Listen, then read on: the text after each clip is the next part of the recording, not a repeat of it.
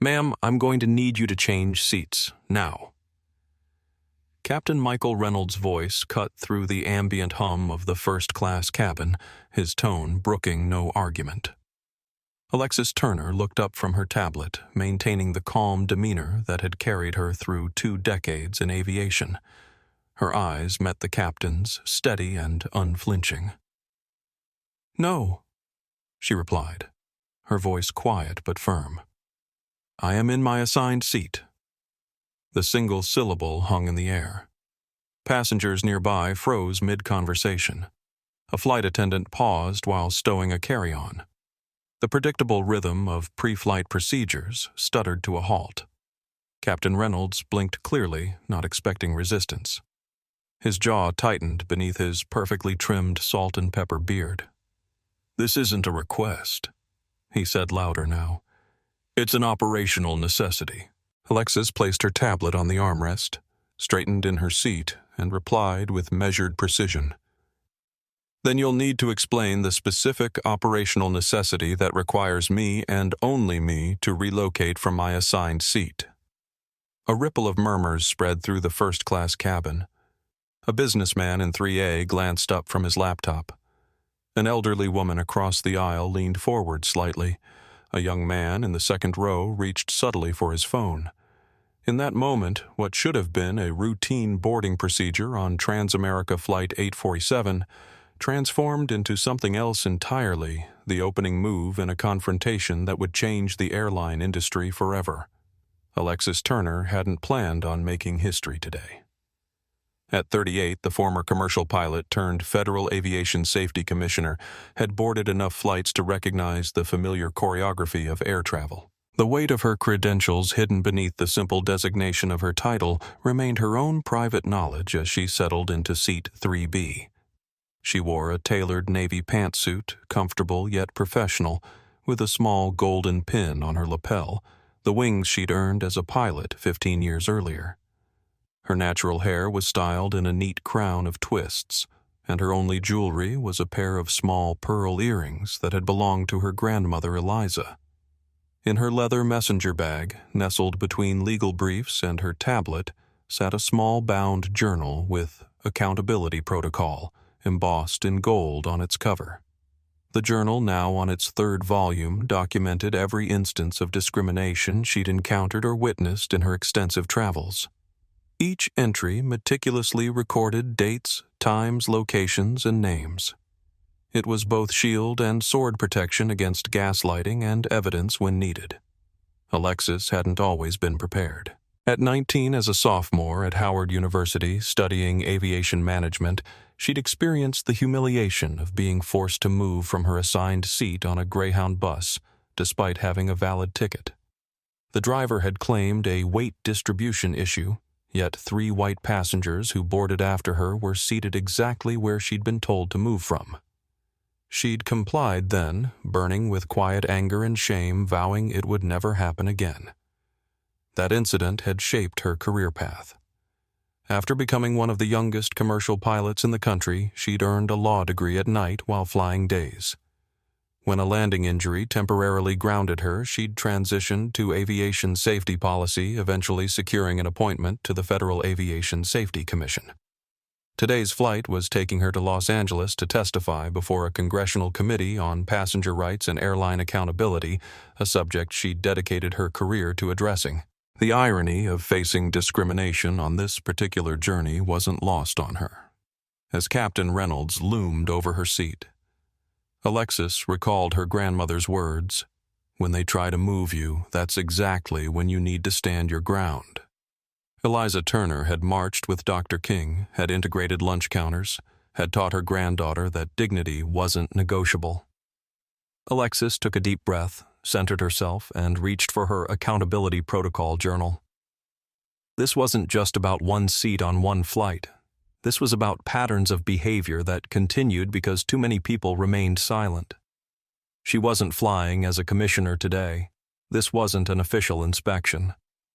But years of experience had taught her to recognize the signs, the subtle glances from crew members, the whispered consultations, the sudden operational necessity that somehow applied only to her. As her fingers touched the leather cover of her journal, Alexis made a decision. Whatever happened next, she would document everything. Not just for herself, but for everyone who'd ever been asked to move without cause.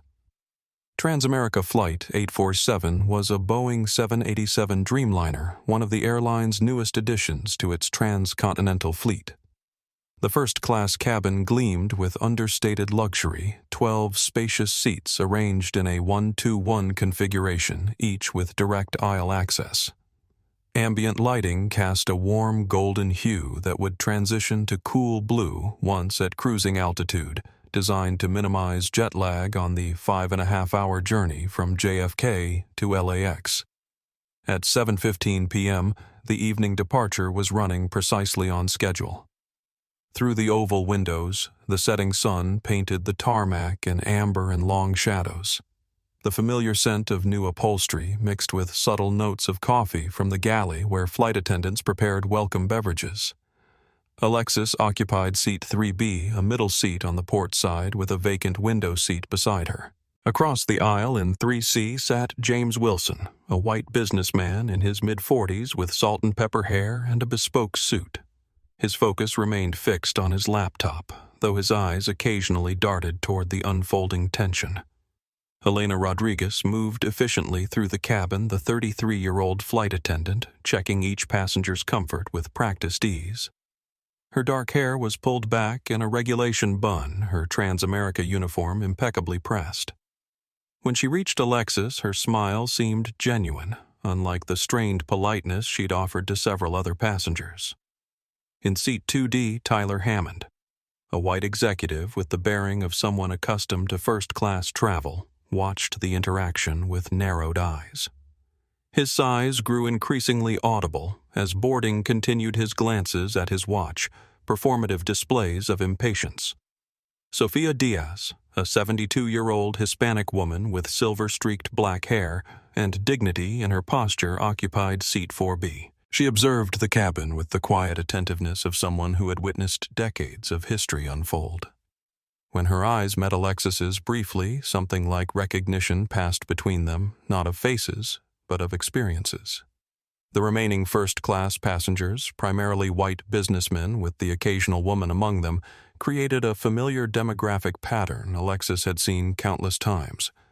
In the fourth row, a group of college students had been upgraded, their excited whispers and occasional phone checks contrasting with the studied indifference of frequent flyers. Senior flight attendant Gregory Palmer, a tall white man in his early 40s with a military-precise bearing, supervised the boarding process from the galley, occasionally consulting a tablet and whispering instructions to Elena. His glances toward Alexis carried something beyond the professional courtesy he showed other passengers, a hint of evaluation, perhaps even scrutiny. The aircraft hummed with pre-departure energy, the low conversations of passengers, the thud of overhead bins closing the occasional ping of the call button, and beneath it all the subtle vibration of auxiliary power units maintaining cabin comfort before engine start. Through these familiar sounds, Alexis detected something else, the particular quality of whispers that indicated she was being discussed. After years of navigating predominantly white professional spaces, she recognized the shift in atmosphere that preceded an incident. The cabin was comfortable, but the air was growing heavy with unspoken tension. Alexis first noticed the change 20 minutes before departure. Elena Rodriguez and Gregory Palmer exchanged glances after reviewing something on the crew tablet, a subtle widening of Elena's eyes, a quick shake of Gregory's head. They thought they were being discreet, but Alexis had spent years reading such micro-expressions. When Elena approached with Alexis's pre-flight water, her smile seemed fixed. "Everything comfortable, Ms. Turner?" Elena asked, her voice professionally pleasant, but her eyes flickering toward the galley where Gregory watched. "Very comfortable, thank you," Alexis replied, accepting the water. "Is there something concerning about my seat assignment? I noticed some consultation about the manifest." Elena's composure flickered. "No, everything's fine. Just routine checks." But it wasn't routine, Alexis knew that. As Elena moved to the next passenger, Alexis glimpsed the crew tablet briefly. A passenger manifest was visible with a small flag icon beside seat 3B. The notation, PC verification, appeared in red. 3 minutes later, Gregory whispered into his communication device, "We have a code adjustment in 3B. Captain's been notified." Code adjustment. Alexis had never heard that specific term in her years of aviation, but the pattern was familiar. Airlines often developed internal language for passenger classification, ostensibly for service optimization, but sometimes serving less savory purposes. From her peripheral vision, she noticed James Wilson shift in his seat, his attention now divided between his laptop and the crew's movements. He too had noticed something off. Sophia Diaz caught Alexis's eye briefly, a knowing look that communicated volumes. The older woman's slight nod conveyed solidarity. Through the forward galley, Alexis spotted the cockpit door opening. The first officer remained at the controls, while Captain Reynolds, tall, authoritative, with the confident bearing of someone who'd commanded aircraft for decades, stepped into the cabin. This was unusual. Captains typically remained in the cockpit during boarding, emerging only for technical issues or to welcome VIP passengers. Reynolds consulted briefly with Gregory, their voices too low to hear, but their body language clear. The captain glanced toward Alexis, his expression hardening slightly. Gregory handed him the tablet, pointing to something on the screen. "Code status verified," Gregory said, just loud enough for Alexis to catch. "Adjustment recommended." "I'll handle it," Reynolds replied. From the row behind her, Alexis heard Tyler Hammond mutter something about getting this show on the road. 2 first-class passengers who had boarded after Alexis were welcomed, warmly escorted to their seats without the scrutiny she'd received. Alexis quietly removed her accountability protocol journal from her bag. As she opened to a fresh page, she noted the date, flight number, and initial observations.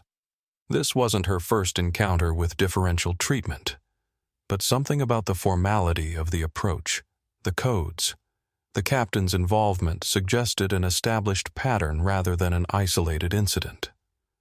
When Captain Reynolds began walking toward her seat, Alexis was already prepared. Years of experience had taught her to recognize the signs long before confrontation became inevitable. "Ma'am, I'm going to need you to change seats, now." Captain Reynolds stood beside 3B, his voice carrying an authority accustomed to instant compliance. "No," Alexis replied. "I am in my assigned seat." The captain's momentary surprise gave way to a firmer stance. "This isn't a request," he said. "It's an operational necessity." Alexis maintained eye contact. "Then you'll need to explain the specific operational necessity that requires me and only me to relocate from my assigned seat." Reynolds glanced at nearby passengers, lowering his voice slightly. "We have a weight distribution requirement for this aircraft. Your cooperation is required for safe operation." Alexis had spent 15 years flying commercial aircraft.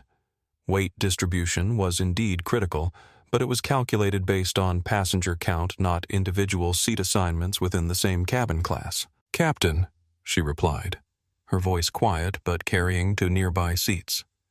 "Weight distribution on a 787 is calculated by zone, not by specific seats within the same cabin. First class is a single zone for weight and balance purposes." A flicker of surprise crossed Reynolds' face. Passengers weren't supposed to know such technical details. Behind him, Elena Rodriguez froze in the aisle, a look of discomfort evident on her face. "Ma'am, I'm the captain of this aircraft. Aircraft safety is my determination to make." "Of course it is," Alexis agreed. "And I would never question legitimate safety procedures. I'm simply requesting the specific regulation you're implementing that requires me to move while leaving all other passengers in first class in their assigned seats." From seat 3A, James Wilson looked up fully, now his laptop forgotten. Other passengers had grown quiet, sensing the tension. Captain Reynolds shifted strategies. "We have a VIP passenger who needs this specific seat. We can move you to 7A in business class, a courtesy upgrade from your original booking." Alexis raised an eyebrow. My boarding pass indicates I was assigned 3B at booking. This wasn't an upgrade. And if there's a VIP requiring specific seating, shouldn't that have been arranged prior to boarding? From behind, Tyler Hammond interjected loudly, "Some of us have connections to make. Is this really necessary? Just move and let's get going." Several other passengers muttered in agreement, creating a small chorus of disapproval directed at Alexis. "See?" Reynolds said, seizing the opportunity. "You're delaying an entire aircraft full of people with important commitments." Alexis didn't turn to acknowledge Hammond. Her focus remained on the captain, whose jaw had tightened visibly. "Final call, ma'am. Either relocate voluntarily, or we'll need to escalate this situation." The threat hung in the air. Several passengers now openly watched the exchange. From the corner of her eye, Alexis noticed one of the college students in row 4 discreetly angling a phone toward the confrontation. Alexis placed her open journal on her lap, pen poised. "Captain Reynolds," she said, reading his name from his uniform. "I'll need your employee number for my records." "My what?" Reynolds blinked. "Your employee number. Since you're implementing a non-standard seating policy based on claimed operational necessity, I'll need to document the specific directive and authorizing personnel." Gregory Palmer stepped forward. "Ma'am, recording crew information is not permitted." "Incorrect," Alexis interrupted calmly. "FAA Regulation 14 CFR 121.548 specifically permits passengers to request identification from any crew member implementing safety directives. If this is indeed a safety directive, I'm within my rights to document it." A heavy silence fell over the first-class cabin. Captain Reynolds' expression darkened. The confrontation had just escalated beyond what he'd clearly anticipated. "Ma'am, you seem to be unusually familiar with aviation regulations." Captain Reynolds' tone shifted, a note of suspicion replacing the authoritative command. "Are you in the industry?"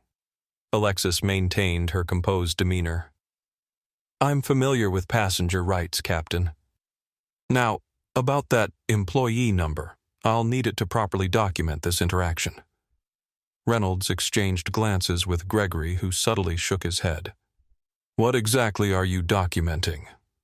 Reynolds asked, eyeing the journal. "Every aspect of this interaction," Alexis replied. "The time you approached me, your request that I relocate without specific cause, and your claim of operational necessity without citing applicable regulations." By now, most of the first-class cabin had fallen silent, passengers openly watching the exchange. From seat 3A, James Wilson shifted uncomfortably, closing his laptop. His eyes moved from Alexis to the captain, assessment in his gaze. "Look," Reynolds said, lowering his voice. "This doesn't need to become complicated. We're offering you an equivalent seat. In a different cabin class," Alexis interjected, "after I was specifically assigned this seat, while no other passengers are being asked to relocate." Elena Rodriguez approached cautiously. "Captain, the final pre-departure checklist." "Not now," Reynolds said sharply, not taking his eyes off Alexis. He took a different approach. "Ms. Turner, we respect your concerns, but flight crew instructions must be followed under federal regulations." "I understand federal regulations quite thoroughly," Alexis replied. 14 CFR 121.533 grants you command authority regarding safety of flight. It doesn't grant arbitrary authority to relocate specific passengers without documented cause. Reynolds' eyes narrowed. "You're citing Federal Aviation regulations to me. I've been flying for 30 years. Then you'll appreciate the importance of following them precisely," Alexis replied, her voice cool as steel but equally unyielding. From across the aisle, James Wilson finally spoke. "Excuse me," he said, his voice carrying the confidence of an executive. "Is there an actual problem with the seat assignment? I've been a TransAmerica Platinum member for 15 years, and I've never seen a captain personally request a passenger change seats after boarding." Reynolds glanced at Wilson, clearly not expecting another passenger to join the conversation. Sir, this is between the crew and Ms. Turner, Alexis supplied. Alexis Turner.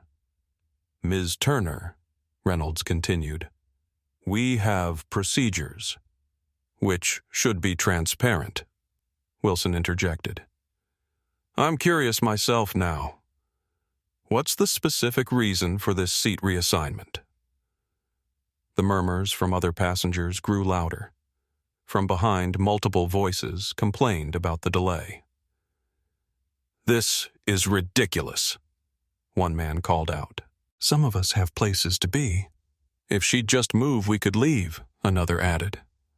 Tyler Hammond stood up, his imposing figure looming in the aisle. Look, lady, you're holding up an entire plane.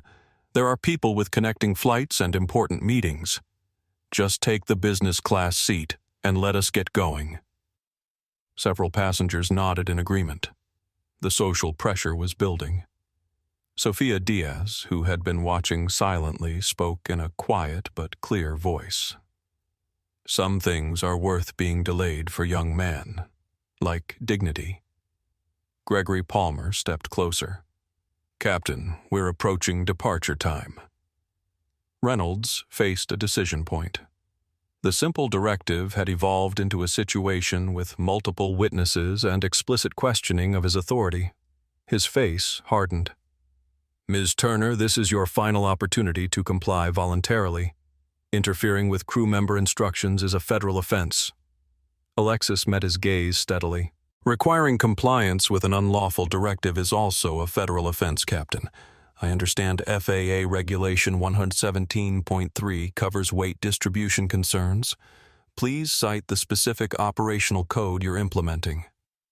The captain's momentary hesitation told Alexis everything she needed to know. There was no operational code because there was no legitimate operational necessity. Gregory leaned in, whispering something to Reynolds.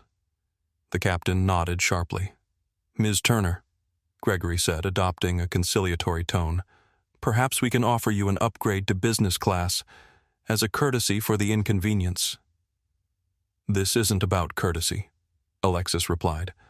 This is about whether there's a legitimate reason I'm being singled out. The word singled hung in the air, its implication clear to everyone listening. Several passengers glanced away uncomfortably. Others watched with growing interest. James Wilson closed his laptop completely, now fully engaged in the situation developing beside him. I think the lady deserves an answer. What's the specific reason for asking her and only her to change seats? Reynolds' face flushed with barely contained anger. Sir, with all due respect, this doesn't concern you. It concerns everyone on this aircraft if crew members make demands without clear justification, Wilson replied, his initial discomfort now replaced with resolve. Around the cabin, the division among passengers became visible, some irritated by the delay, others concerned about the treatment they were witnessing. The college students' phones were now openly recording, no longer bothering with discretion. Captain Reynolds straightened his posture, his decision made. We'll discuss this further after takeoff, he said, turning abruptly and heading back toward the cockpit. But Alexis knew this wasn't over. It was merely the opening gambit in what promised to be a much longer confrontation. 20 minutes later, TransAmerica Flight 847 remained at the gate. The ambient conversation had resumed, but with a different quality, hushed, speculative, occasionally punctuated by glances toward seat 3B, where Alexis sat outwardly composed while documenting every detail in her journal. Captain Reynolds' voice came over the PA system. Ladies and gentlemen, we apologize for the delay in our departure. We're working to resolve a seating discrepancy. Your patience is appreciated. The implied blame wasn't subtle. Several passengers sighed audibly. Tyler Hammond made a show of checking his watch and shaking his head. This is costing me thousands, he announced loudly to no one in particular. I'll miss my connection to Tokyo at this rate. From across the aisle, a businesswoman in a sharp suit added, They should just remove whoever's causing the problem. One person shouldn't inconvenience everyone. The social pressure was building as Reynolds had likely intended. Alexis felt the weight of disapproving stares, but kept writing steadily in her journal. Elena Rodriguez moved through the cabin offering water to passengers during the delay. When she reached Alexis, she paused. "Ms. Turner," she said quietly, "the captain has asked me to remind you that compliance with crew instructions is mandatory under Code 7 protocols."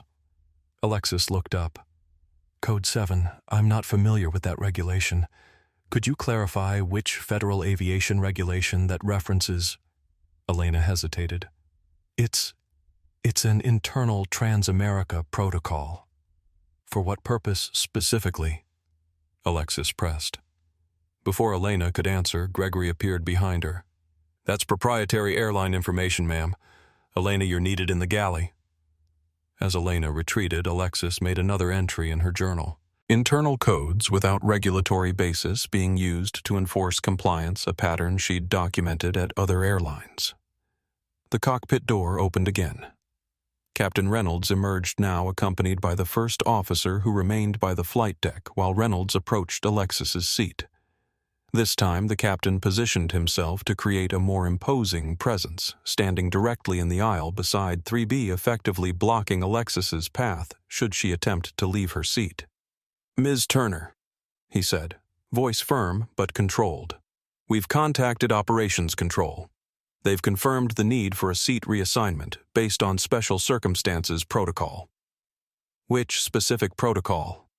Alexis asked, pen poised above her journal. Reynolds ignored the question. "I'm exercising my authority under CFR Title 14 to implement security measures as necessary. You have two options. Accept relocation to business class or deplane for a later flight." The escalation was clear, no longer just a seat change, but now the threat of removal. James Wilson, who had been listening closely, shifted in his seat.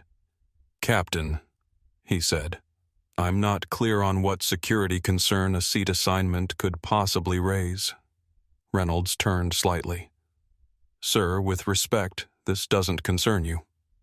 "Actually," Wilson replied, "as a passenger on this aircraft, security protocols do concern me. I'm curious what security threat is posed by this woman remaining in her assigned seat."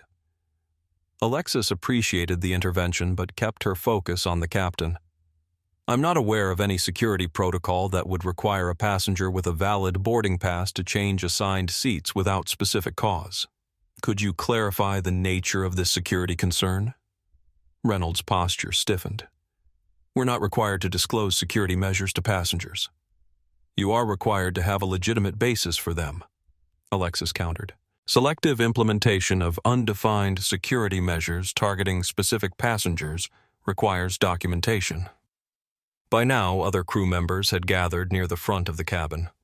The college students in row 4 were openly recording on their phones. Throughout the aircraft, the mood had shifted from impatience to a tense awareness that something unusual was unfolding. Tyler Hammond stood from his seat again, moving into the aisle. "This is ridiculous. Captain, if she won't move, can't you just have her removed so we can get going? I'm going to miss a multi-million-dollar deal because of this obstinance." Several business class passengers had now appeared at the front of the cabin, drawn by the commotion. "What's the holdup?" one called out. "We've been sitting here for almost an hour." Reynolds seized the opportunity, addressing the growing chorus of impatient travelers. "As you can see, one passenger's refusal to comply with crew instructions is delaying everyone. We're doing our best to resolve the situation." The strategy was clear: turn passenger frustration against Alexis, creating social pressure to comply regardless of whether the directive was legitimate. Sophia Diaz rose slowly from her seat, her dignity commanding attention despite her small stature. "Young man," she addressed Hammond directly, "there was a time when people like me were regularly told to move to the back for comfort of other passengers. Would you have supported that too if it meant keeping your schedule?" Her words hung in the air, creating a moment of uncomfortable silence. That's completely different," Hammond sputtered, but his voice had lost some of its certainty. "Is it?" Sophia asked quietly. "Or is it just happening to someone else this time?" Hammond flushed, mumbling something inaudible as he returned to his seat. Captain Reynolds raised his voice slightly, ensuring it carried throughout the cabin. This delay is the result of one passenger refusing to comply with crew instructions. We apologize to everyone else for the inconvenience. The delay, Alexis responded, her voice equally clear, is the result of unexplained directives targeting a single passenger without legitimate cause. Reynolds leaned closer, lowering his voice to a threatening whisper. You're bordering on interference with flight operations. That's a federal offense that can result in placement on the no-fly list. I have connections throughout the industry, Ms. Turner. This won't end well for you. The threat was explicit now and personal. Reynolds was no longer just citing authority, but making clear that consequences would extend beyond this flight. Alexis met the captain's gaze without flinching. Discriminatory practices in commercial aviation are also federal offenses, Captain Reynolds. Your choice of passenger for removal will be documented and reviewed. For a moment, neither spoke. The confrontation had reached a critical juncture. From the front of the cabin, a TransAmerica ground supervisor appeared, stepping hesitantly into the charged atmosphere. Captain Reynolds, the supervisor said, Operations is asking for a status update on our departure delay. Reynolds straightened. Tell them we have a non-compliant passenger situation. Security response may be required. The words hung in the air like a gauntlet thrown. As Captain Reynolds turned to speak with the ground supervisor, Alexis remained outwardly calm. Inside her mind calculated options and consequences with the precision that had made her both an exceptional pilot and an effective commissioner. This was the moment where many would capitulate the escalation to security response, and potential removal from the aircraft created powerful incentives to comply.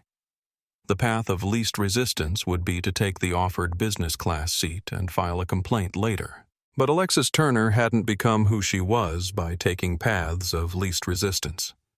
She opened her accountability protocol journal to a new page, writing with deliberate strokes that would be visible to anyone watching. At the top, she wrote, Official Record Discriminatory Enforcement Request, Flight 847, in clear capital letters. The college students' phones captured the moment. From across the aisle, James Wilson observed with undisguised interest. When Reynolds turned back toward her, Alexis was prepared. Captain Reynolds, she said, voice steady and clear enough to be heard by nearby passengers. Before you involve security, I want to clarify my position. I have not refused any legitimate safety directive.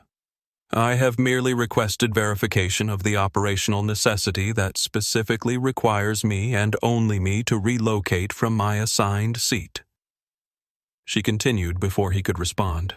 I'm documenting that at 7:43 p.m. you threatened potential placement on a no-fly list for requesting clarification of an unspecified directive.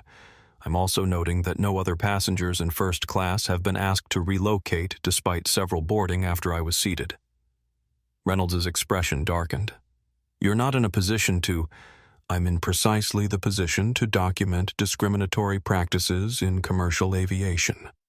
Alexis interrupted, maintaining her composure. Now you have options, Captain. You can provide the specific operational or security concern that necessitates my relocation. You can acknowledge there is no such concern and allow me to remain in my assigned seat. Or you can escalate to security response, which will trigger a mandatory FAA incident review. She let the words sink in. Around them, the cabin had grown completely silent. I'm not responsible for delays caused by unsubstantiated demands, she added. That responsibility lies with those making such demands. Gregory Palmer stepped forward. Ms. Turner TransAmerica has the right to assign seats as necessary for operational requirements. Correct, Alexis agreed. And such operational requirements must have documented justification when challenged. I'm challenging the justification for targeting me specifically. She turned a page in her journal. For the record, I'm noting that at 7:45 p.m., no specific operational requirement has been cited despite multiple requests for clarification. The ground supervisor shifted uncomfortably. Captain Operations is asking if we need to offload passenger baggage. We're now 20 minutes delayed. This was a critical moment. Removing a passenger's baggage would extend the delay significantly, something the airline would be reluctant to do without clear cause. Reynolds suddenly moved closer, his voice dropping to a whisper only Alexis could hear. Listen carefully. I don't know who you are or what game you're playing, but I've removed passengers for far less than this. One call to security, and you'll be in an interview room explaining yourself to airport authorities. Is that what you want? The intimidation was blatant, now no longer cloaked in procedural language. Reynolds' face was inches from hers, his eyes cold with anger. Alexis didn't flinch or back away. Instead, she raised her voice just enough to ensure nearby passengers could hear her response. Are you threatening me, Captain Reynolds, because that would constitute intimidation of a passenger, which is a separate violation of FAA regulations? Would you like me to document that as well? From the row behind Tyler, Hammond stood again. Just get security all ready. Remove her, and let's go. But other voices had begun to join the conversation. A woman from row 5 called out, I don't understand why she needs to move if it's her assigned seat. One of the college students added, Yeah, what's the actual reason? No one's explained that. Alexis decided to shift the dynamic. Captain Reynolds, I understand you have an aircraft to command, and further delay impacts everyone on board. I'm prepared to assist in resolving this situation efficiently. Reynolds raised an eyebrow, perhaps sensing a capitulation. I'm invoking my right as a passenger to request documentation of any directive that singles out specific individuals. Alexis continued. If you can provide such documentation, I'll comply immediately. If not, I respectfully request to remain in my assigned seat so we can all proceed with our journey. The strategic reframing was subtle, but significant, placing Alexis in the role of reasonable problem solver rather than obstructionist. James Wilson cleared his throat.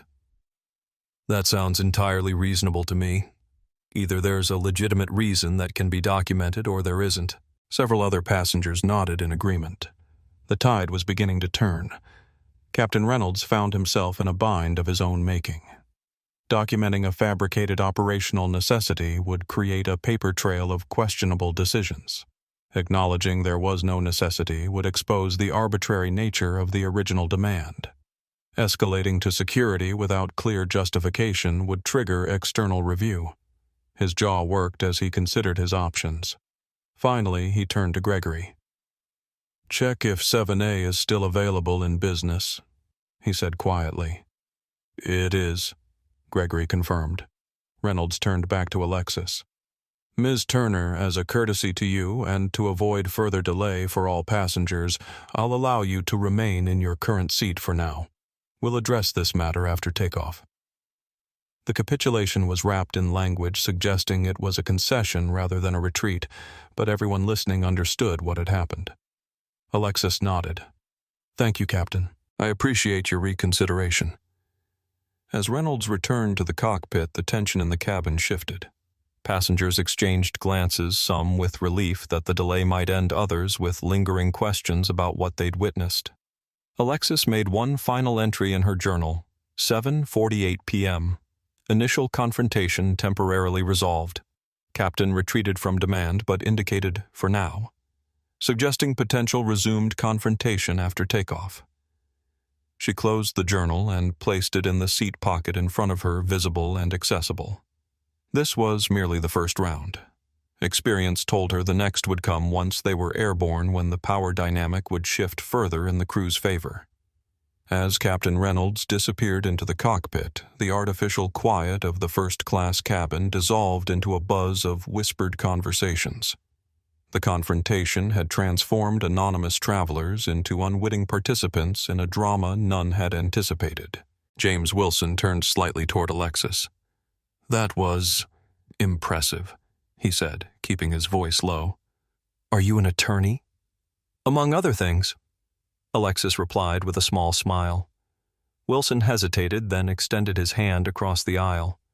James Wilson McKinsey Consulting. Alexis Turner. She shook his hand briefly. Look. He continued, glancing around to ensure they weren't overheard. "Whatever happens after takeoff, I saw this whole interaction. If you need a witness statement later, I'm willing to provide one." "I appreciate that, Mr. Wilson." "James, please." He paused. "I fly this route twice monthly. I've never seen anything like this." His demeanor had changed considerably from the initial moments of the confrontation when he'd seemed reluctant to get involved. Now there was something like admiration in his expression. "I've always considered myself someone who would speak up if I saw injustice," he admitted quietly. "But the truth is I've witnessed questionable treatment on flights before and told myself it wasn't my place to intervene. Today was educational." "Witnessing matters," Alexis replied. "Speaking up matters more." Behind them, Tyler Hammond leaned forward, still visibly irritated. "Some of us are trying to conduct business here. Could you save the chit-chat for after we finally get moving?" Wilson turned. "Some things are more important than conference calls, sir." Hammond scoffed. "Easy to say when it's not your meeting being missed." He gestured toward his watch. 30 minutes delayed already because someone wants to make a point." From her seat, Sophia Diaz fixed Hammond with a steady gaze. "Young man, I've lived long enough to see what happens when people don't make points, as you call it. Sometimes principles matter more than schedules." "What would you know about it?" Hammond muttered, but his voice lacked conviction. Sophia's eyes flashed. "More than you might imagine, senor. In 1957, I was told to move to the back of a Greyhound bus in Texas despite having a ticket for my seat. When I refused, they removed me in El Paso and left me there with no way home to Los Angeles. I was 17 and alone in a strange city. So yes, I know something about the importance of standing one's ground." The personal story landed with unexpected impact. Hammond's face flushed and he returned to his phone without further comment. In row 4, the college students whispered among themselves, occasionally glancing toward Alexis. One, a young woman with dark-rimmed glasses, raised her phone subtly to capture the continuing reactions. "This is crazy," she murmured to her companions. "TransAmerica just tried to move her for no reason." Her friend nodded. "Pretty obvious why they picked her and not the white guy beside her." "I'm posting this. People need to see it." Near the front of the cabin, a middle-aged white couple exchanged uncomfortable glances. The woman leaned toward her husband. "Do you think we should say something?" "Not our business," he replied quickly. "Let's just stay out of it. But if no one speaks up—" "Martha, please, it's being handled. Let's not get involved."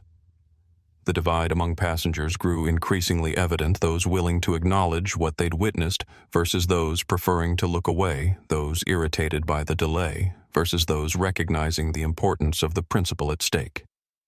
A businessman who had been vocal about the delay earlier now appeared conflicted. He caught Alexis's eye and offered a small nod of something like respect. The social dynamics were shifting as passengers processed what they had observed. Elena Rodriguez moved through the cabin, ostensibly checking passenger comfort, but clearly monitoring the atmosphere. When she reached Alexis, she paused. "Ms. Turner," she said quietly. "We should be departing shortly. Can I get you anything before takeoff?"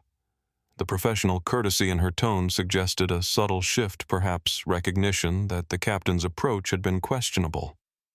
"I'm fine, thank you," Alexis replied. "I appreciate your checking." Elena hesitated, then lowered her voice further. "I want you to know, that is, not all of us."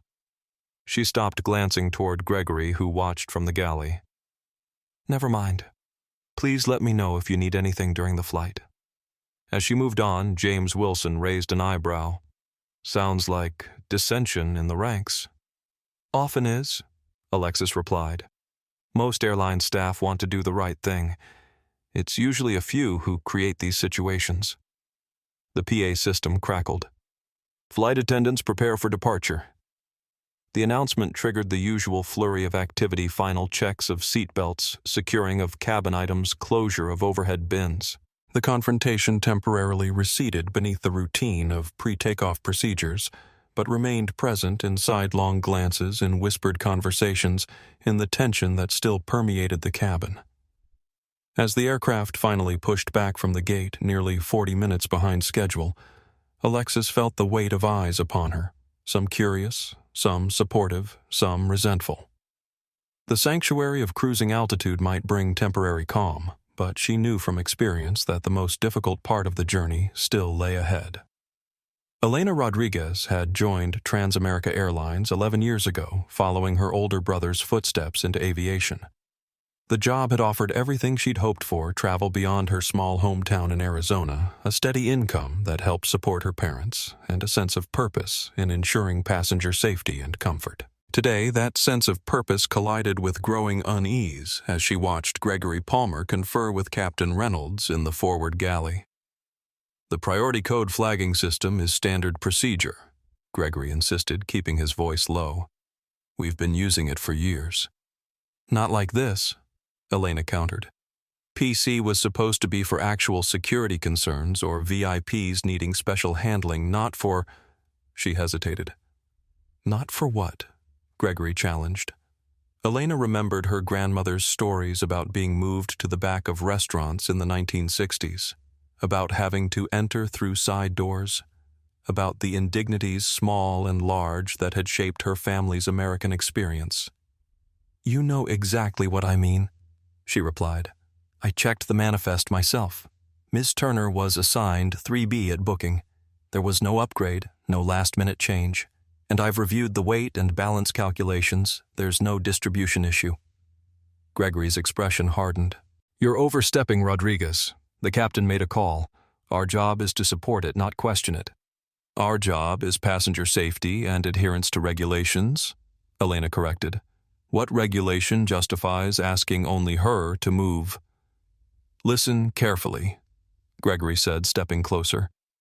"This isn't about one passenger. This is about chain of command. If crew members start questioning captain's decisions, the whole system breaks down. You want that responsibility?" Elena thought of her mortgage, of her father's medical bills, of the security her job provided. She thought too of her grandmother, who had taught her that security purchased with silence eventually costs far more. "I want to do what's right," she said finally. Gregory's voice lowered further. "TransAmerica has been good to you, Elena. 11 years right. Think about your future here. Reynolds has friends in corporate who determine schedules, routes, promotions. Cross him and you might find yourself on red-eyes to Anchorage for the next decade." The threat wasn't subtle. "You need to decide which side you're on," Gregory continued. "The cruise or some random passenger who's causing trouble." Elena looked down at her tablet at the priority code system displayed on the screen. What had begun as a tool for identifying VIPs and passengers needing special assistance had evolved into something else, a mechanism for classifying travelers based on whether they looked right for their cabin class, whether they matched unspoken expectations about who belonged in premium seats. She'd seen it happen gradually over the past 3 years, the code designations expanding beyond their original purpose. She'd noticed the pattern, had been uncomfortable with it, but had never formally questioned it. Like many, she'd told herself it wasn't her decision to make. "I need to complete the safety checks," she said finally, neither agreeing nor disagreeing with Gregory's ultimatum. As the aircraft taxied toward the runway, Elena moved through the cabin for final compliance checks. When she reached Alexis Turner's row, she noticed the journal in the seat pocket, Accountability Protocol, clearly visible on its cover. Something in that title resonated with a decision forming in Elena's mind. At the back of first class, she paused beside Sofia Diaz. The older woman looked up, recognition in her eyes, not of Elena specifically, but of what she represented. A younger Latina woman navigating institutional pressures, the kind of silent understanding that forms between those who've walked similar paths. "Abuela would be ashamed if I said nothing," Elena murmured almost to herself. Sofia nodded slightly. "Our silence has never protected us, mija." The aircraft engines increased in pitch as they approached the runway. Elena returned to her jump seat, buckling in beside Gregory, who watched her with narrowed eyes. "Whatever you're thinking, don't," he warned. "Reynolds already flagged this flight for headquarters review because of the delay. Everyone's performance is being evaluated."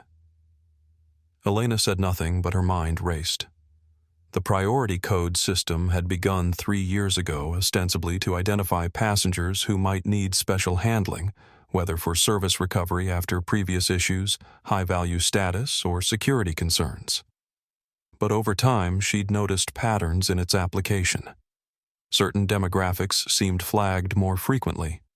Certain crew members seemed to use the codes more aggressively. She'd never documented these observations, never formally questioned the practice. Like many, she'd rationalized it as not her decision to make, as something beyond her control. The aircraft accelerated down the runway, pressing her back against the seat. As they lifted into the darkening sky above New York, Elena made a decision that would alter the trajectory of more than just this flight. When the captain turned off the fastened seatbelt sign, she would review the flagging system documentation in the crew manual.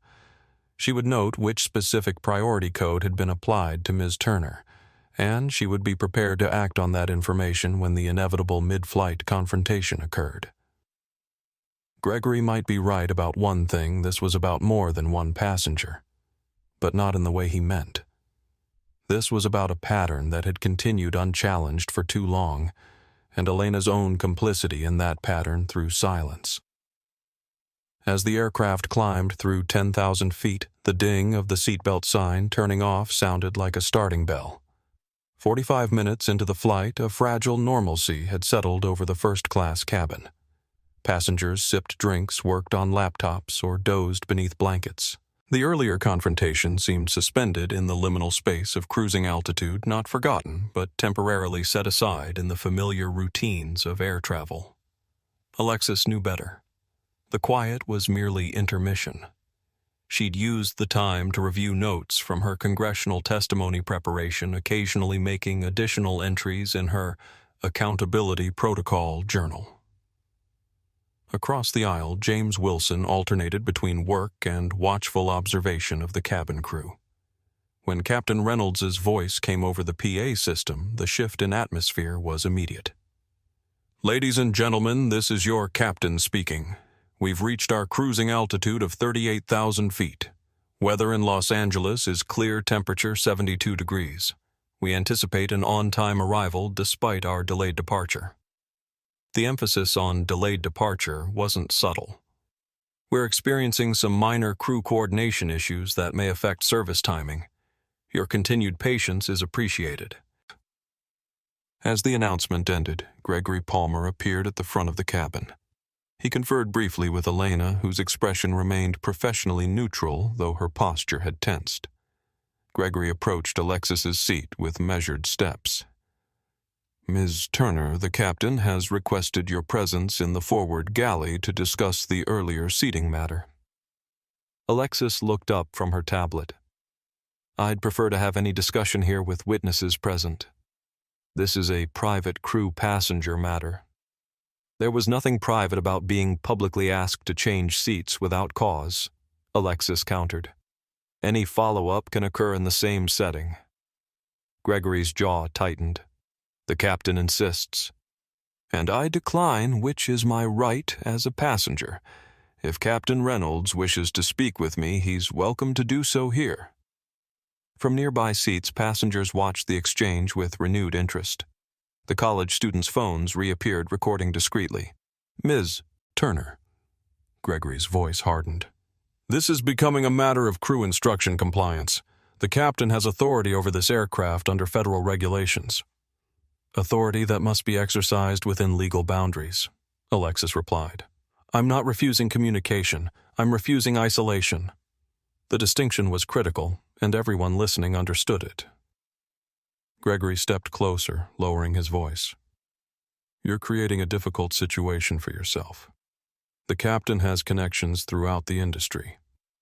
This kind of resistance gets noticed. Do you fly often, Ms. Turner? Because after today you might find your travel experiences becoming significantly less pleasant." Bumped from flights, random security screenings, baggage delays, the industry has ways of dealing with problem passengers. The implied threat hung between them. Are you suggesting the captain would misuse his authority to retaliate against a passenger exercising her legal rights? Alexis asked, voice clear enough for others to hear. That would be concerning information to document. She opened her journal pointedly. Gregory straightened. I'm advising you that cooperation tends to produce better outcomes for everyone. I'm fully committed to cooperation within the boundaries of law and safety, Alexis replied. Now, does the captain have a specific regulatory reason for requesting I leave my seat mid-flight, or is this a continuation of the earlier unsubstantiated demand? The directness of the question left Gregory without easy response. Behind him, Elena approached with a tablet in hand. Gregory, she said quietly, Operations is requesting an update on the cabin situation. He turned irritation evident. Tell them everything's under control. They specifically asked about the priority code implementation on this flight. Elena continued, her eyes briefly meeting Alexis's. They're requesting confirmation of the security issue. Gregory's expression shifted. We'll discuss that privately. But the mention of priority code had caught Alexis's attention. The term connected to what she'd glimpsed earlier on the crew tablet.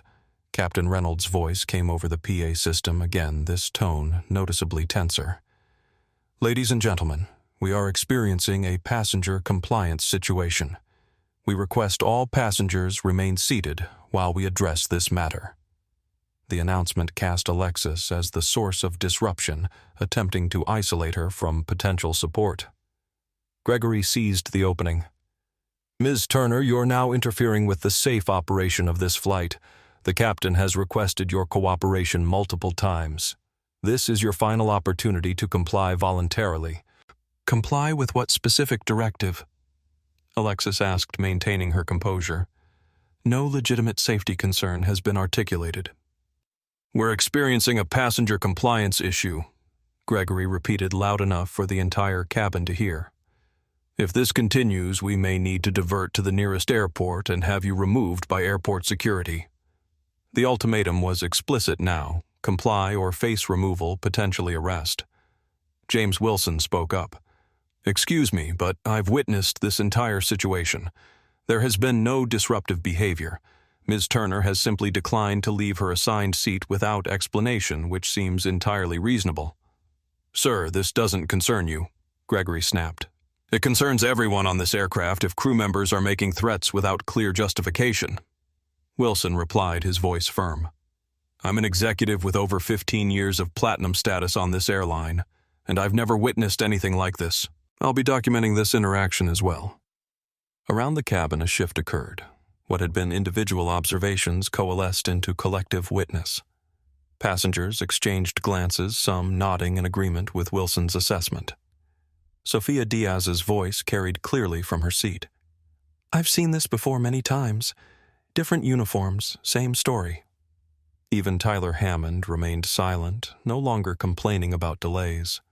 From the row behind Alexis, a businessman who had been quiet throughout the journey finally spoke. I'm an attorney with the Department of Transportation, he said, his voice carrying authority. I'd be very interested to hear the specific regulatory basis for this ultimatum.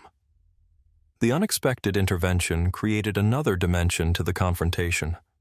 Gregory's eyes widened slightly, recognizing the potential for escalation beyond what he or the captain had anticipated. Alexis looked directly at Gregory. I'd like to be absolutely clear about my position. I have not refused any legitimate safety directive. I have not caused disruption. I have simply requested clarification of why I specifically was asked to relocate when no other passengers were, and declined to isolate myself for a discussion that began in public view. She took a breath, aware that the next words would irrevocably escalate the situation. If Captain Reynolds wishes to divert this aircraft to have me removed without legitimate cause, that is his decision. But I am exercising my right as a passenger under Federal Aviation Regulation 254.7 to request an immediate flight audit. The words fell like stones into still water ripples of reaction spreading across the cabin. "Flight audit," Gregory repeated, uncertainty crossing his features. "Yes," Alexis confirmed. "A flight audit, effective immediately." "A flight audit." Gregory Palmer's voice betrayed his unfamiliarity with the term. "There's no such procedure." Alexis remained composed, though she recognized the critical juncture the confrontation had reached. Around them, the cabin had gone completely silent, passengers straining to hear every word. "A flight audit," she repeated calmly, "is a passenger's right to request verification of all operational decisions affecting their journey, particularly those involving seating assignments or potential removal." She directed her explanation not just to Gregory, but to the entire cabin. The procedure was established following several civil rights-era incidents where passengers were removed from flights without legitimate cause. It requires documentation of crew decisions and verification of passenger assignments before a flight can legally continue. The college students in row 4 were typing frantically on their phones. One whispered to another, "I'm looking it up now. She's right. It's real." Gregory's uncertainty deepened. "I've been with TransAmerica for 12 years. I've never heard of this." "It's rarely invoked," Alexis acknowledged. "But it remains a legal right under Federal Aviation Administration protocols, particularly when discriminatory practices are suspected." From his seat, James Wilson pulled out his phone. "I'm confirming this now. Yes, here it is. FAA Advisory Circular 1-2-3-42B references passenger rights to request verification of operational decisions that appear to target specific individuals." Gregory glanced toward the cockpit, clearly unsure how to proceed. "I'll need to consult with the captain." "Of course," Alexis agreed. "The procedure requires captain acknowledgement and operations center notification." As Gregory retreated toward the flight deck, Elena Rodriguez approached, maintaining a professional demeanor, though her eyes conveyed something more complex. "Ms. Turner," she said quietly, "can you explain what happens during a flight audit for the crew's information?" Alexis recognized the request for what it was: not just procedural clarification, but an opportunity to establish mutual understanding away from Gregory's presence. A flight audit requires verification of all passenger seat assignments against the original manifest, she explained. It also requires documentation of any special codes or flags applied to specific passengers along with the justification for such flagging. Elena's eyes widened slightly at the mention of flags and codes. Alexis continued. The captain must provide written confirmation of any operational necessity claims, citing specific regulations. Ground operations must verify all weight and balance calculations. And any passenger who has been relocated or removed must have the specific cause documented in the flight record. She paused, allowing this to sink in. Most importantly, the audit must be completed before the flight can legally continue to its destination. If discrepancies are found, they must be resolved or officially documented with passenger acknowledgement. Elena nodded slowly. "And this procedure, it's mandatory if requested?" "Yes," Alexis confirmed. Under Federal Aviation regulations, once formally requested, the audit must be conducted. Failure to comply would constitute a regulatory violation. Around them, passengers were conducting their own research on phones and tablets, murmured confirmations spreading through the cabin. "It's real. Says here it was established in 1968. Specifically designed to prevent discrimination." The Department of Transportation attorney nodded to himself, a small smile playing at his lips as he watched the scene unfold. The cockpit door opened. Captain Reynolds emerged, his expression a mixture of disbelief and anger. He conferred briefly with Gregory, their voices too low to hear, though their body language spoke volumes. Reynolds gesticulating forcefully while Gregory appeared to be trying to calm him down. Reynolds approached Alexis's seat, visibly struggling to maintain professional composure. "Ms. Turner, there seems to be some confusion." I've been flying for 30 years. There is no such thing as a flight audit procedure." Alexis met his gaze steadily. "Captain Reynolds, with respect, your personal familiarity with a procedure doesn't determine its existence. The flight audit protocol was established in 1968, following multiple incidents of discriminatory passenger removal.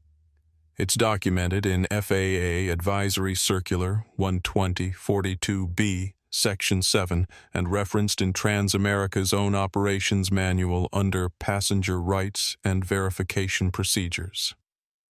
The specificity of her citation clearly caught Reynolds off guard. He glanced at Gregory, who could only offer a shrug of uncertainty. "Even if such a procedure exists," Reynolds countered, "invoking it without legitimate cause could constitute interference with flight operations. The procedure exists precisely to determine whether there is legitimate cause for actions taken against specific passengers," Alexis replied. "If your request that I change seats was based on genuine operational necessity, the audit will confirm that. If not, it will establish that the request lacked proper justification." The logic was irrefutable. If Reynolds had acted appropriately, he should welcome verification. James Wilson leaned forward. "Captain speaking, as someone who's witnessed this entire situation, the audit seems like the appropriate way to resolve the matter transparently. If there was a legitimate reason for asking Ms. Turner and only Ms. Turner to relocate, the audit will confirm that." Other passengers nodded in agreement. The collective witness of the cabin had become a factor the captain couldn't easily dismiss.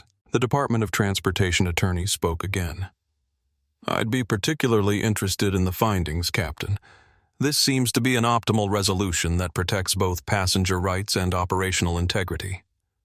Reynolds's jaw worked as he considered his options. Finally, he activated his communication device.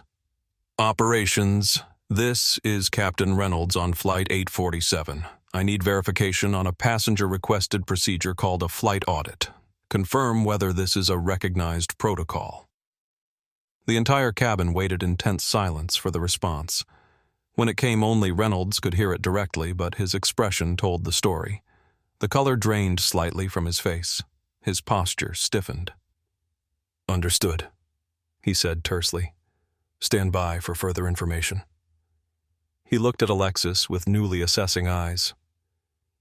"Operations is confirming the procedure. They're checking the specific requirements." "Thank you, Captain," Alexis replied. "I appreciate your cooperation in resolving this matter properly." Reynolds turned to Gregory. "Contact ground operations at our next suitable airport. Tell them we may need supervisory personnel to board for a procedural verification." The implications were clear. Reynolds was considering landing to address the situation. Alexis remained unperturbed. "Captain, to be clear, diverting would not eliminate the need for the audit. In fact, it would expand the scope to include justification for the diversion itself." Reynolds' eyes narrowed. "Ms. Turner, you seem remarkably familiar with aviation procedures for a typical passenger." "I believe in being informed about my rights," she replied simply. The dance continued, Reynolds probing for information, Alexis providing just enough to maintain her position without revealing her full identity. The power dynamic had shifted but remained delicately balanced. For now, the flight audit request had created a stalemate. The next move would depend on how quickly operations could provide guidance and how willing Reynolds was to proceed once he understood the full implications of the procedure he'd dismissed as non-existent. Captain Michael Reynolds had commanded aircraft for 27 years. He'd navigated hurricanes, handled engine failures, and managed medical emergencies. He'd earned the respect of colleagues and the trust of his airline.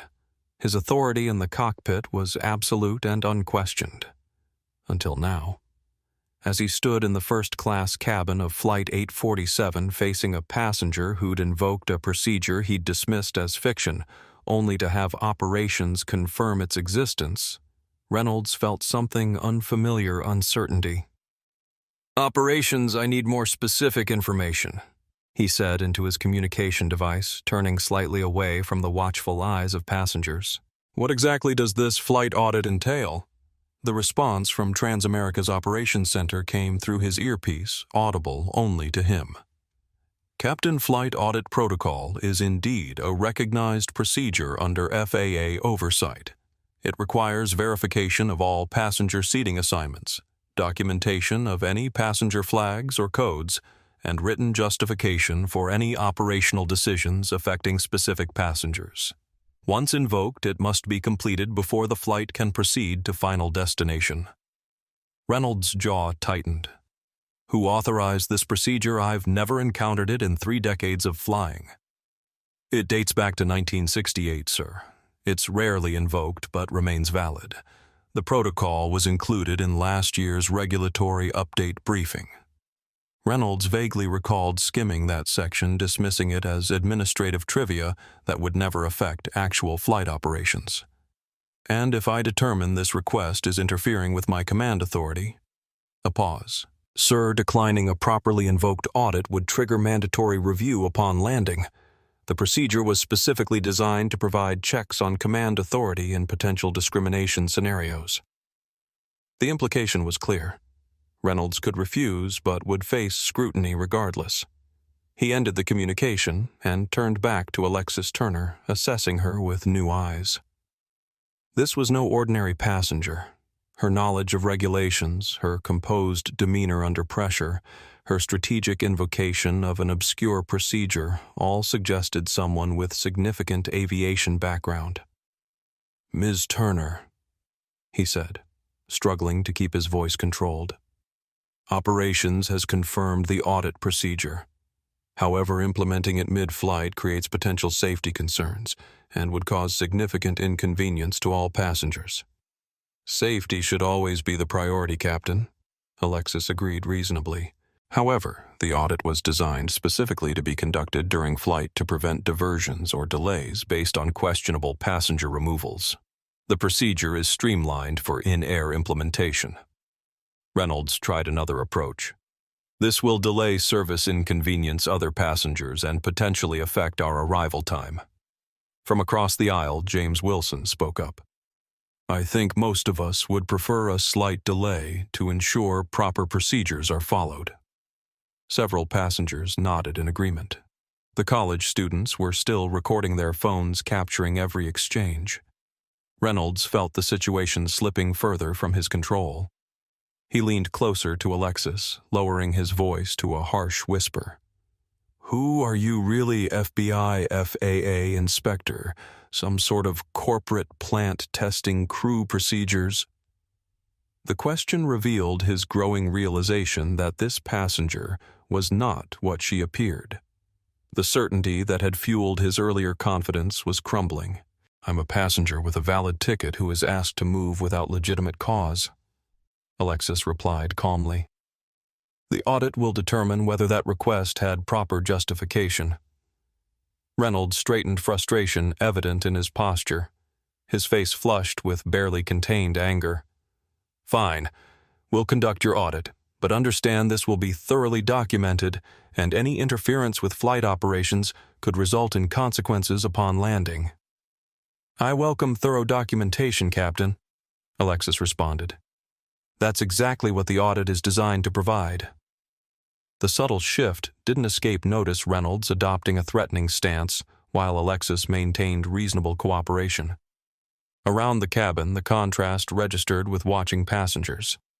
Reynolds turned to Gregory. "Contact operations again. Tell them we need the full flight audit protocol transmitted to the aircraft immediately, and find out if there's any way to postpone this until landing." As Gregory hurried to comply, Reynolds addressed the cabin. "Ladies and gentlemen, due to a passenger procedure request, we'll be conducting a verification of our manifest and seating assignments. This may briefly delay normal service. We appreciate your continued patience." The announcement attempted to normalize the situation, but the tension remained palpable. Elena approached with a tablet. "Captain Operations has already transmitted the audit procedures. They're requesting your acknowledgement to begin the process." Reynolds took the tablet, scanning the document with growing disbelief. The protocol was more comprehensive than he'd anticipated, requiring verification of not just current seating, but the entire boarding process, any special codes applied to passengers, and written justification for any deviations from standard procedure. More concerning, it required Captain's signature on statements that could potentially expose the subjective nature of his original request that Alexis relocate. "This is absurd," he muttered, paging through the requirements. "Complete regulatory overreach." With each swipe of his finger, Reynolds' expression darkened.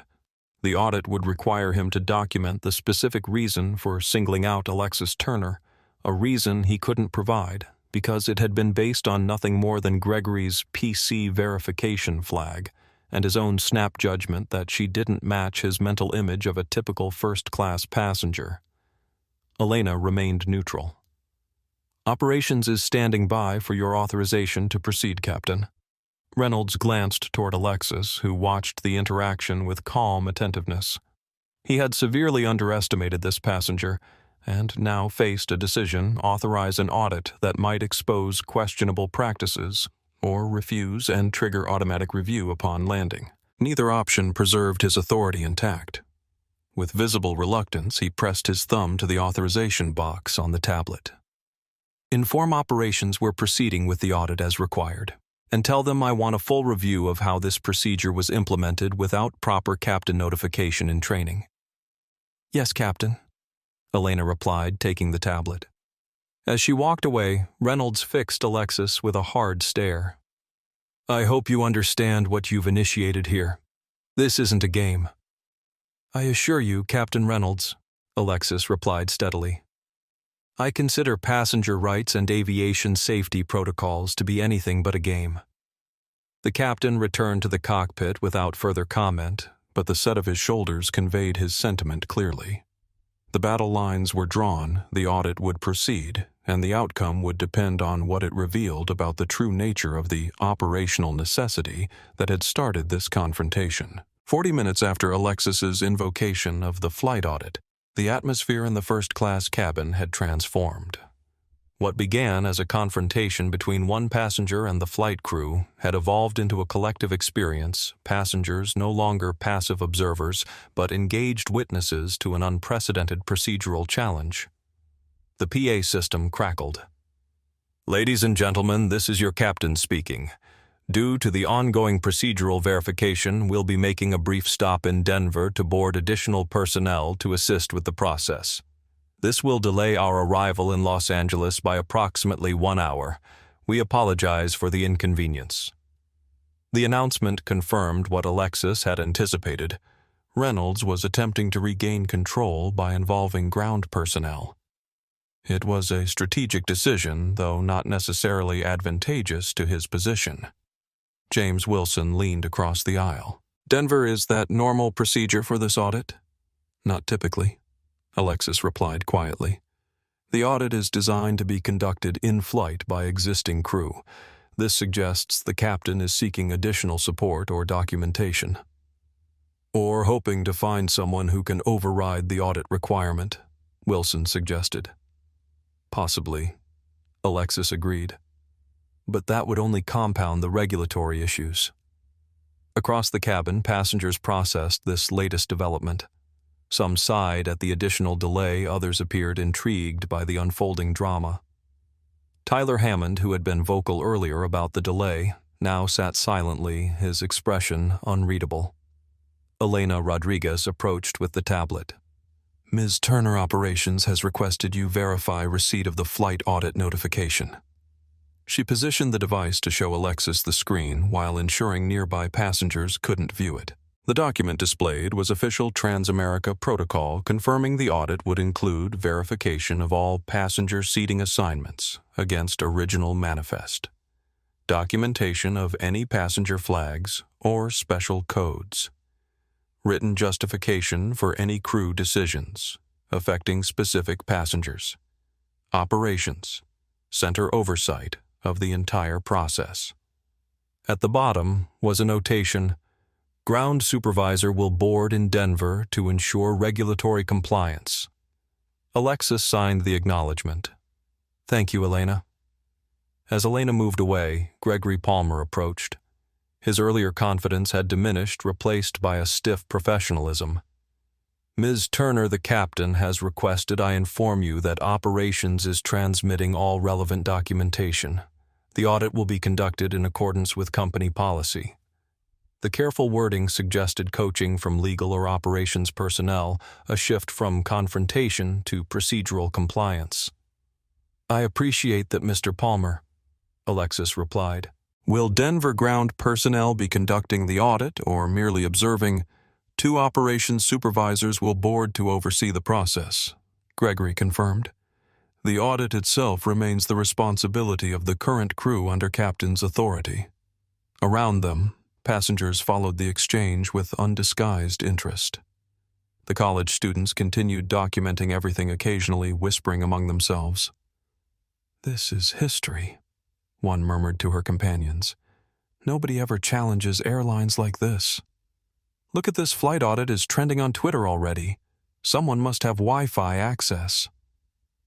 From his seat, the Department of Transportation attorney watched with professional interest, occasionally making notes on his tablet. The institutional significance of what was unfolding clearly wasn't lost on him. 45 minutes later, the aircraft began its descent into Denver. The mood in the cabin had shifted again from tension to anticipation. Every passenger now understood they were part of something significant, though few could articulate exactly what was unfolding. After landing, the aircraft taxied to a remote stand rather than a terminal gate. Through the windows, Alexis observed 2 vehicles approaching a stairs truck and a supervisor's car with TransAmerica's logo on the door. Gregory made an announcement. Ladies and gentlemen will be remaining on board during this stop. 2 operations personnel will be joining us to assist with our procedural verification. We anticipate being on the ground for approximately 30 minutes.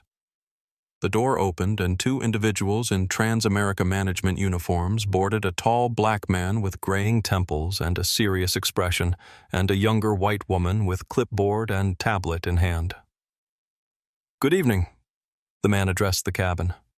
I'm Marcus Johnson, Regional Operations Manager. This is Sarah Winters, Regulatory Compliance Officer. We're boarding to assist with a flight audit procedure that has been requested. His gaze swept the cabin, pausing briefly on Alexis before continuing. This audit is a standard verification process to ensure all operational decisions have been properly documented. We appreciate your patience while we complete this requirement. The carefully neutral language suggested operations was taking the situation seriously, positioning the audit as routine rather than extraordinary. Captain Reynolds emerged from the cockpit, extending his hand to Johnson. Thanks for coming out. This is an unusual situation. Let's discuss in the galley, Captain, Johnson replied, his tone professional but reserved. As they moved forward, Sarah Winters approached Alexis. Ms. Turner, I understand you initiated the audit request. Could you step to the rear of the cabin to provide your statement? We'd like to minimize disruption to other passengers. I'd prefer to remain at my seat, Alexis replied.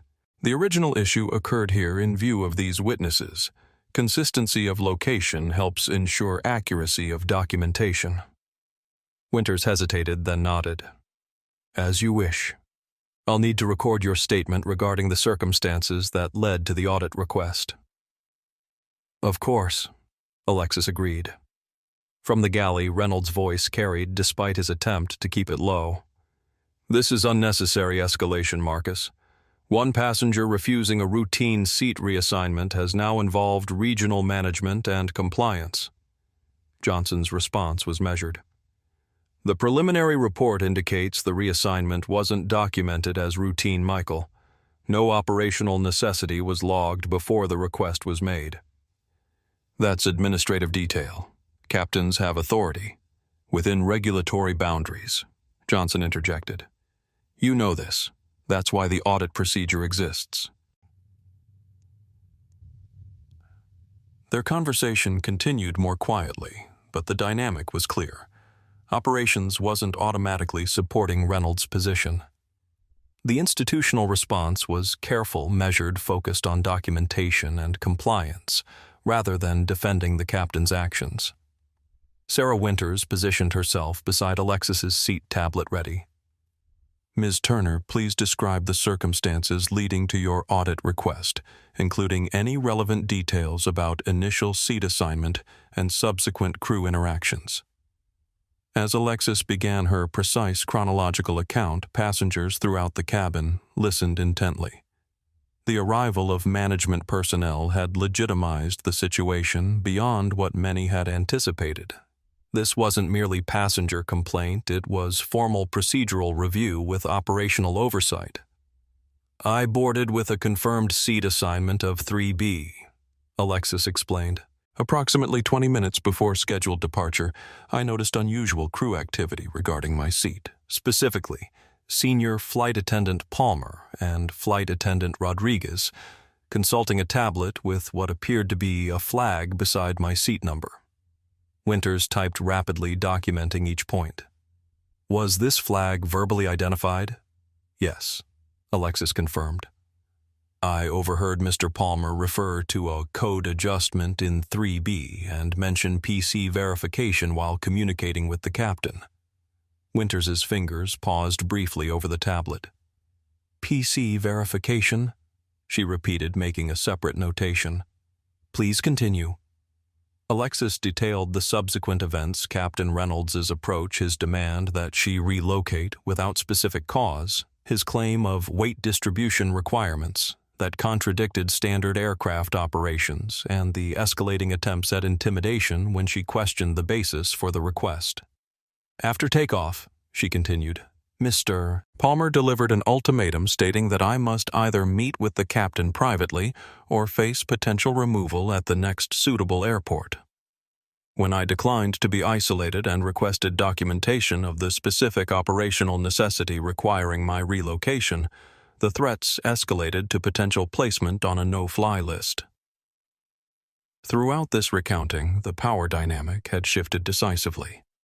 What began as an isolated confrontation had expanded to include institutional accountability. And as Alexis detailed the sequence of events that led to this moment, the implications extended far beyond one seat on one flight. From the galley, Marcus Johnson approached, having concluded his initial discussion with Reynolds. He listened to the final portion of Alexis's statement, his expression professionally neutral, but his attention focused. Thank you, Ms. Turner, he said when she finished. We'll now proceed with the formal audit process. Johnson addressed the cabin.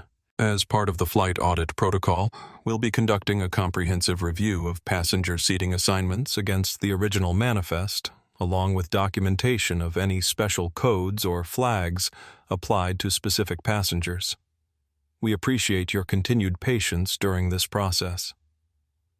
His emphasis on special codes or flags suggested awareness of what the audit might reveal.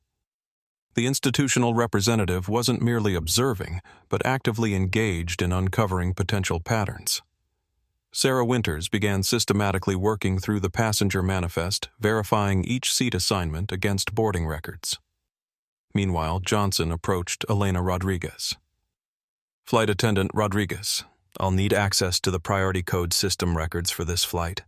Please provide the crew tablet. Elena handed over the device without hesitation. The system shows all flags applied during boarding and pre-flight procedures. Johnson reviewed the information, his expression remaining carefully neutral, though his posture stiffened slightly. I see a PC verification flag was applied to seat 3B prior to boarding. What's the documented basis for this flag? Elena glanced toward Gregory, who was watching from nearby. There was no specific documentation entered, sir.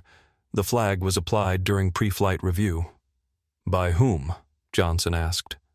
Senior Flight Attendant Palmer initiated the flag, Elena replied.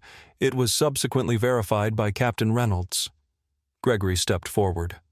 The priority code system is a standard tool for passenger management. It's used to identify potential service issues before they develop.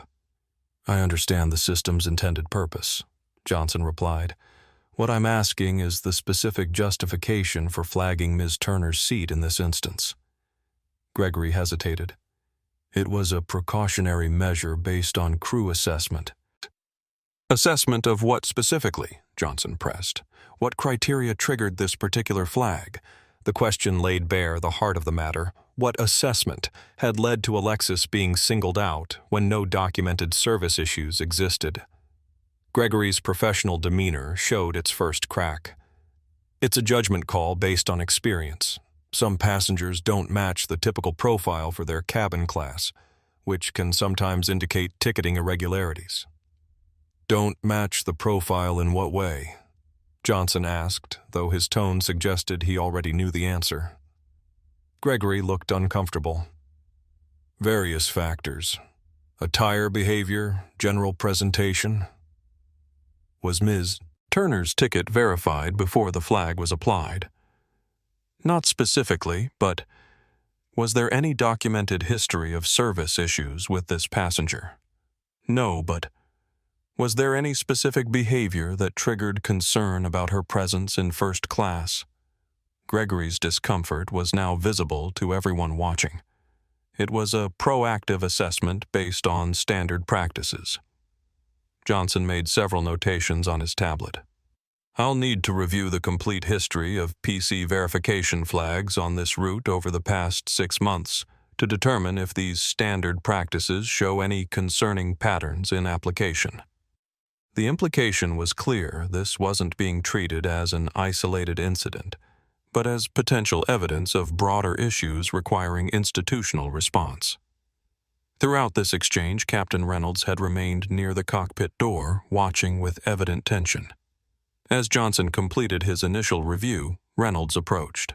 Marcus, this procedural review is disrupting our flight schedule. We need to proceed to Los Angeles.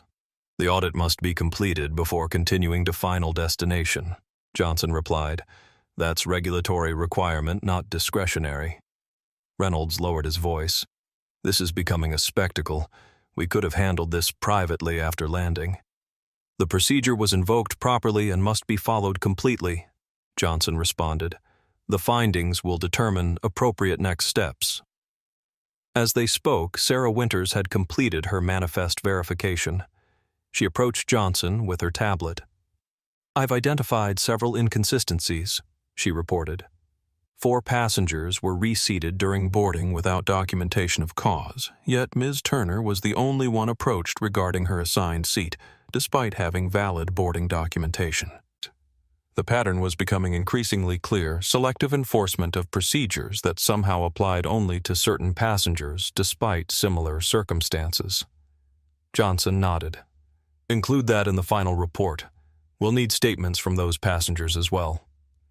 The comprehensive approach demonstrated that operations was treating the audit with appropriate seriousness, not merely going through motions to satisfy procedural requirements, but conducting thorough investigation of what appeared to be concerning patterns in crew behavior. As the process continued, the atmosphere in the cabin reflected growing recognition of what was being uncovered. Passengers exchanged glances, some with undisguised interest in the institutional representative's methodical documentation of what many had observed less formally.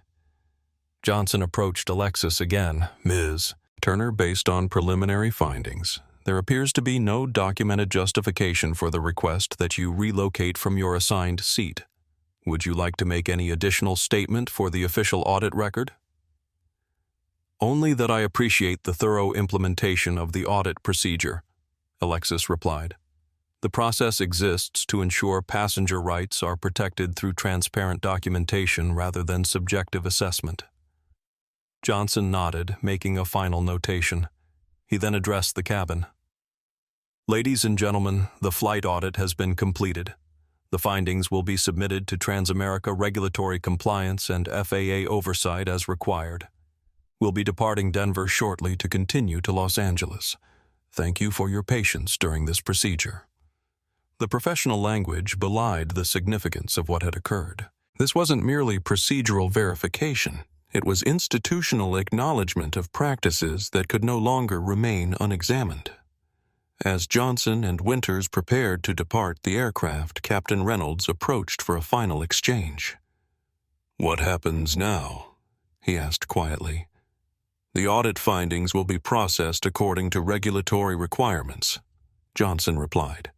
I suggest you focus on completing this flight safely and professionally. Further discussion can occur after landing. The measured response conveyed institutional seriousness without prejudging outcomes, proper procedure, rather than premature conclusions. But Reynolds clearly understood the implications, his expression reflecting recognition that this incident would have consequences extending beyond Flight 847. As the operations personnel departed and the aircraft prepared to resume its journey, the cabin settled into contemplative quiet. What began as confrontation between passenger and captain had evolved into documented examination of practices that had previously operated without effective oversight. The power dynamic had transformed completely from captain's unquestioned authority to institutional accountability mechanisms that ensured such authority remained within appropriate boundaries defined by legitimate operational requirements rather than subjective assessment. As Flight 847 continued toward Los Angeles, Marcus Johnson and Sarah Winters reviewed their findings in the Denver Operations Center. Though no longer aboard the aircraft, their investigation was expanding based on patterns identified during the audit. Meanwhile, Elena Rodriguez approached Alexis's seat. "Ms. Turner," she said quietly, "may I speak with you briefly?" Alexis nodded, and Elena knelt beside the seat to maintain a semblance of privacy in the crowded cabin. "The priority code system you saw on our tablet, it wasn't always used this way," she began, her voice barely above a whisper. "When it was implemented 3 years ago, it was supposed to help identify passengers who might need extra assistance or had experienced previous service issues." Alexis listened attentively, allowing Elena the space to continue. "But over time, certain crew members began using it differently. They created unofficial subcategories, ways of flagging passengers who didn't look right for their cabin class or who might cause problems." "Based on what criteria?" Alexis asked, though she already suspected the answer. Elena's eyes conveyed what her professional position prevented her from stating directly. "Criteria that have nothing to do with safety or service and everything to do with assumptions." Alexis nodded, understanding completely. "Your PC verification flag was applied at the gate," Elena continued. "It's coded language for verify this passenger belongs in this cabin. But there was nothing to verify your reservation was confirmed your boarding pass valid. The flag itself was the problem." "How widespread is this practice?" Alexis asked.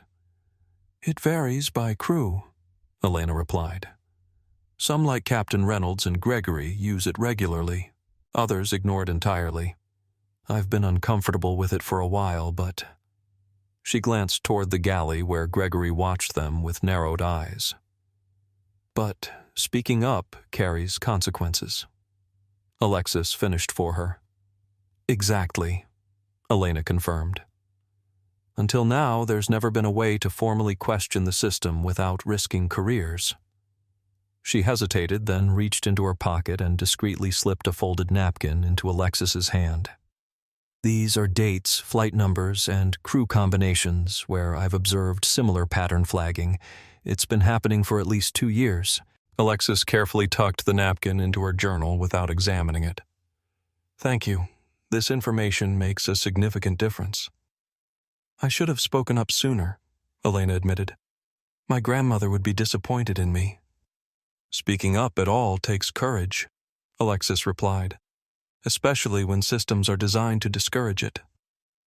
As Elena returned to her duties, James Wilson leaned across the aisle. "What was that about?" "Documentation of a pattern," Alexis replied quietly. "Evidence that this wasn't an isolated incident, but part of an established practice." Wilson nodded thoughtfully. "You know, I've flown this route dozens of times, always in first class. Never once been asked to verify I belonged there or change seats without cause. Makes you think, doesn't it?" "It does," Alexis agreed.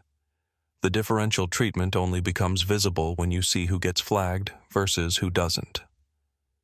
From her seat, Sofia Diaz watched their conversation with knowing eyes. "Some things change their appearance but not their nature," she observed.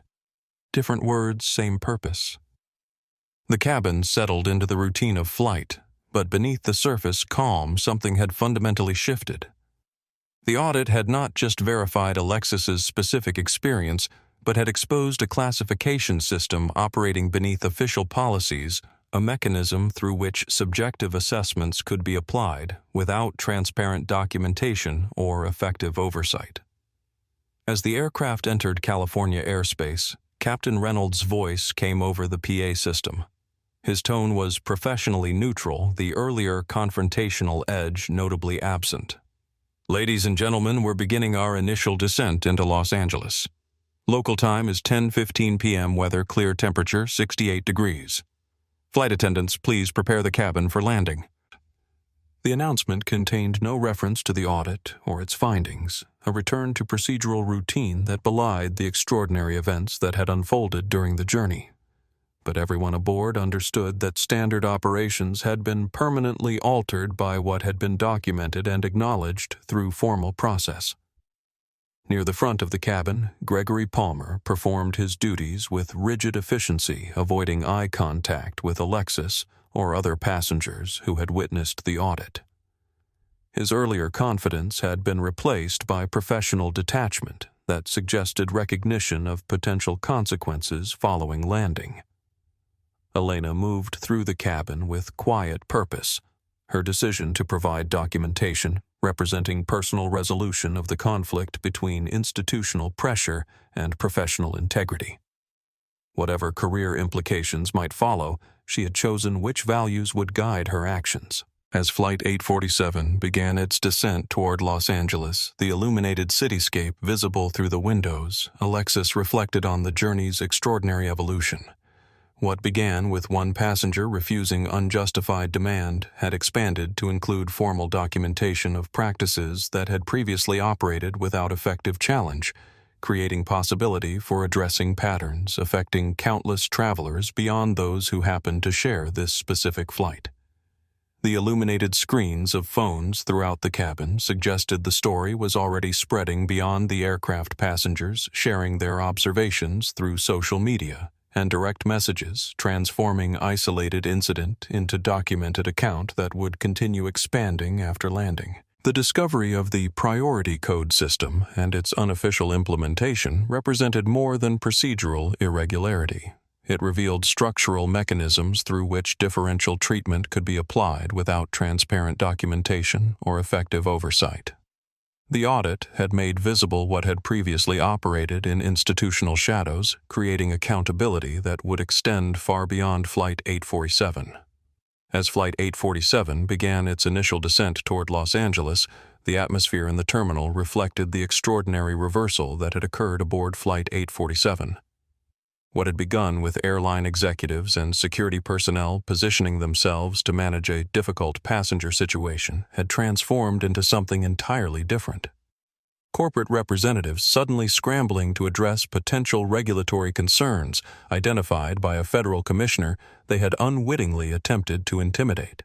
Alexis Turner stood in the jet bridge surrounded by passengers who had witnessed the entire sequence of events from initial confrontation through audit to revelation of her official capacity. The college students continued recording their phones, capturing this final chapter of an unprecedented flight experience. Robert Calloway, TransAmerica's VP of Customer Experience, approached with markedly different demeanor than he had displayed on the aircraft. Where minutes earlier he had projected authoritative confidence, he now exhibited careful professional deference. "Commissioner Turner," he said, "I want to personally assure you that TransAmerica takes compliance matters extremely seriously. What occurred today appears to have been an unfortunate misunderstanding." "A misunderstanding?" Alexis repeated, her tone measured but pointed.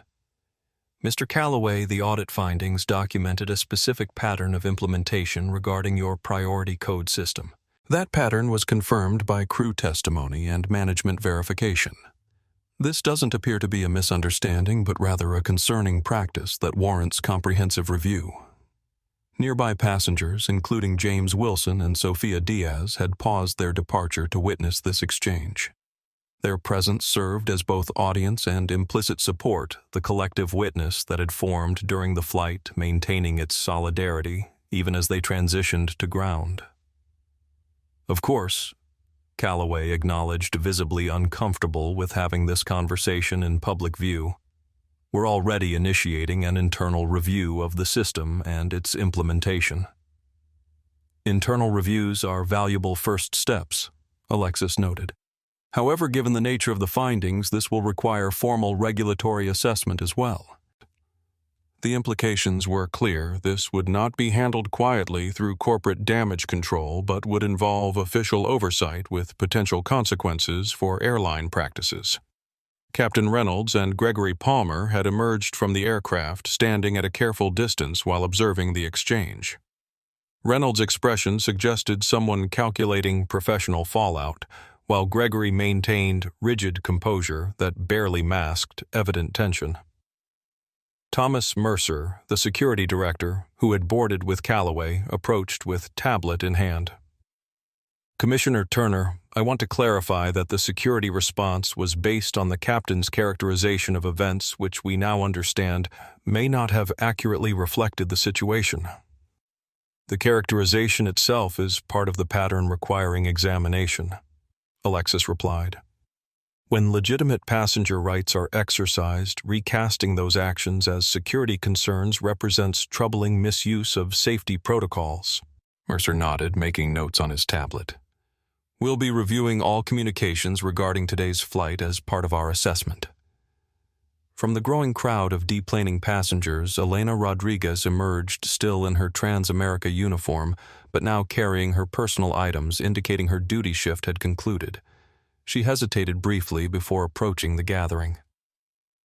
Commissioner Turner, she said, her voice steady despite evident nervousness. I want to confirm that I'm willing to provide official testimony regarding the priority code system and its implementation patterns across multiple flights. The public commitment made in front of airline executives, security personnel, and numerous witnesses represented significant professional risk. Yet Elena's expression reflected resolve rather than uncertainty, a decision made after careful consideration of potential consequences. Thank you, Ms. Rodriguez, Alexis replied. Your perspective as a crew member will be valuable in establishing comprehensive understanding of these practices.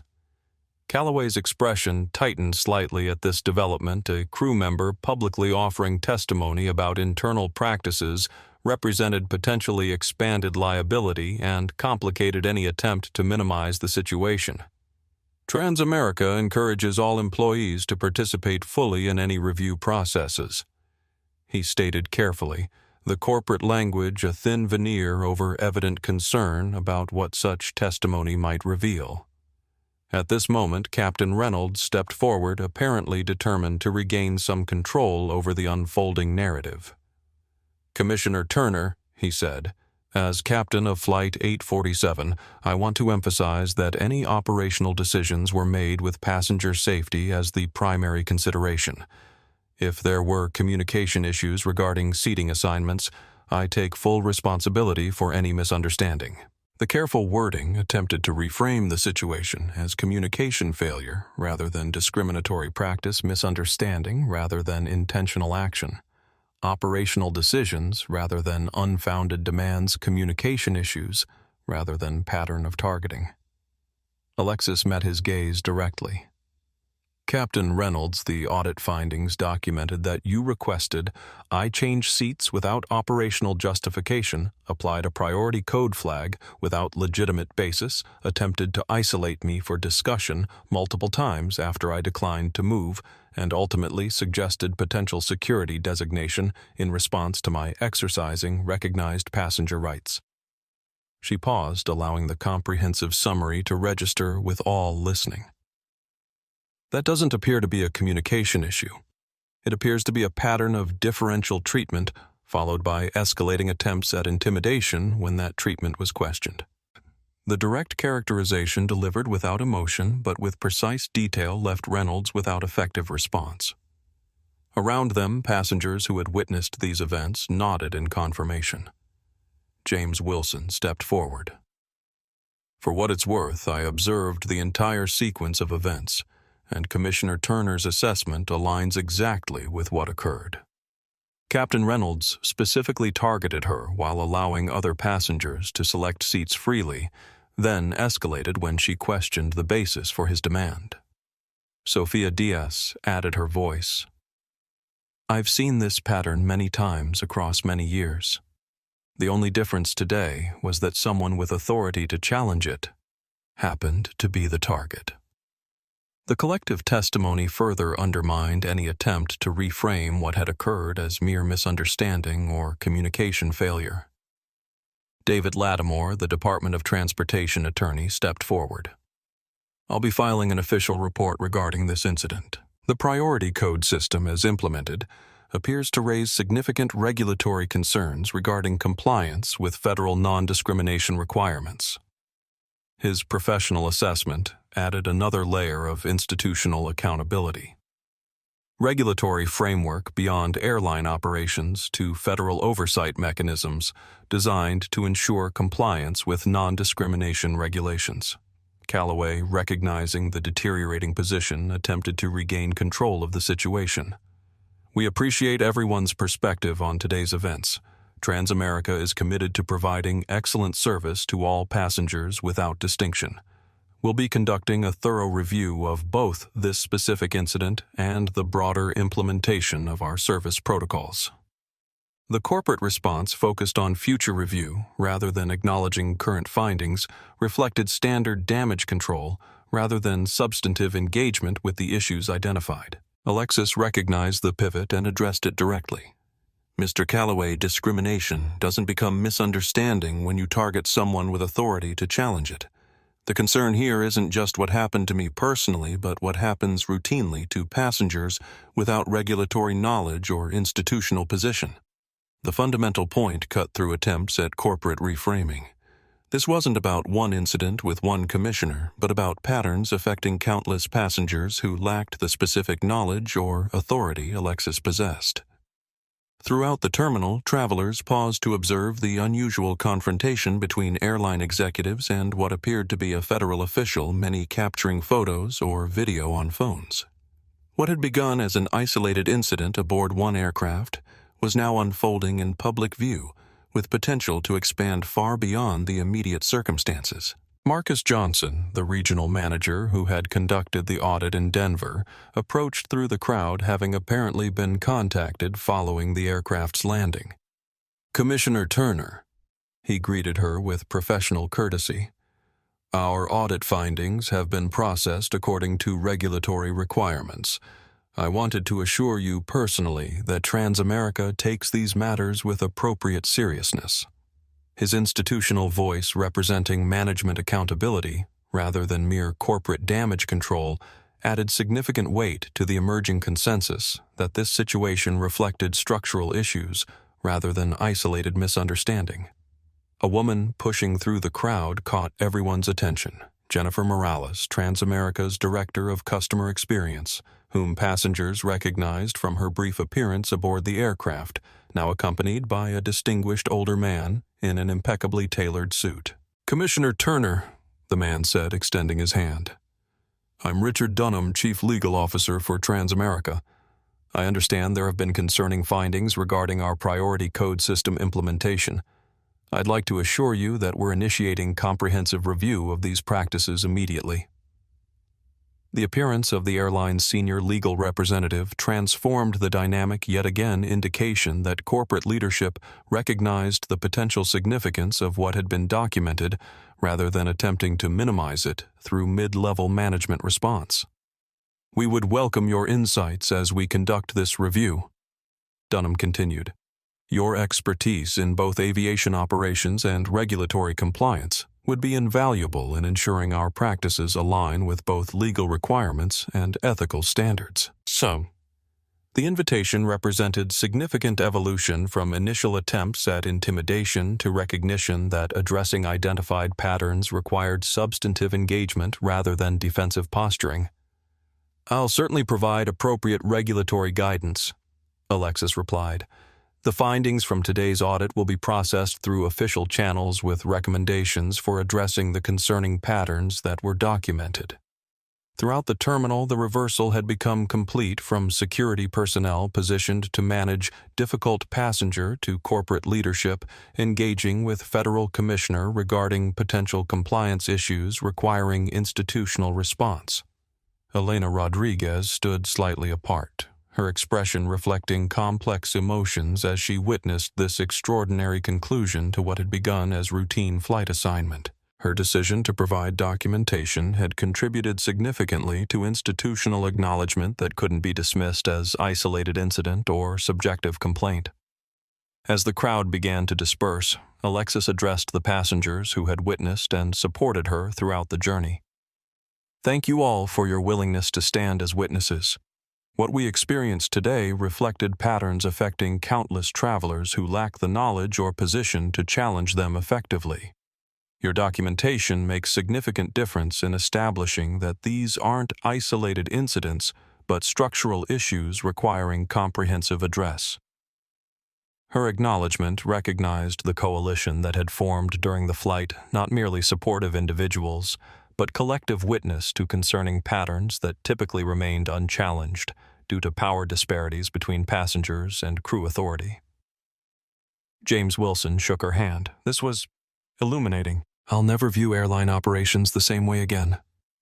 Sophia Diaz embraced her briefly. "You did what many couldn't.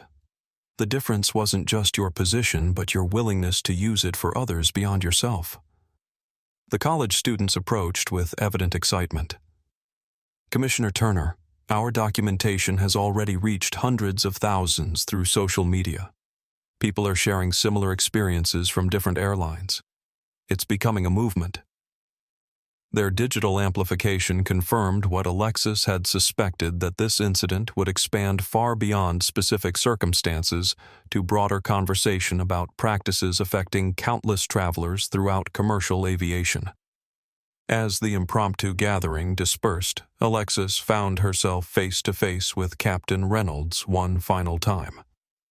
The earlier confidence had disappeared, replaced by recognition of potential consequences following formal documentation of his actions. "Commissioner," he said quietly, "I want you to understand that I never intended—" "Intent isn't the issue, Captain," Alexis interrupted. "The priority code system created mechanism for implementing subjective assessments without transparent documentation. That mechanism enabled concerning patterns regardless of individual intentions."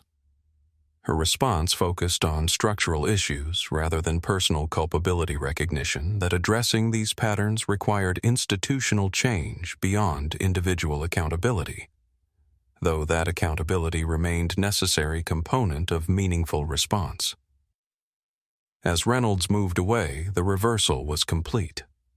What began with Captain demanding passenger move had transformed into Federal Commissioner attempted to exercise authority, now facing accountability for how that authority had been used. 8 months after the flight audit incident, as it had come to be known throughout the industry, Alexis Turner stood at the podium in the Federal Aviation Administration's auditorium.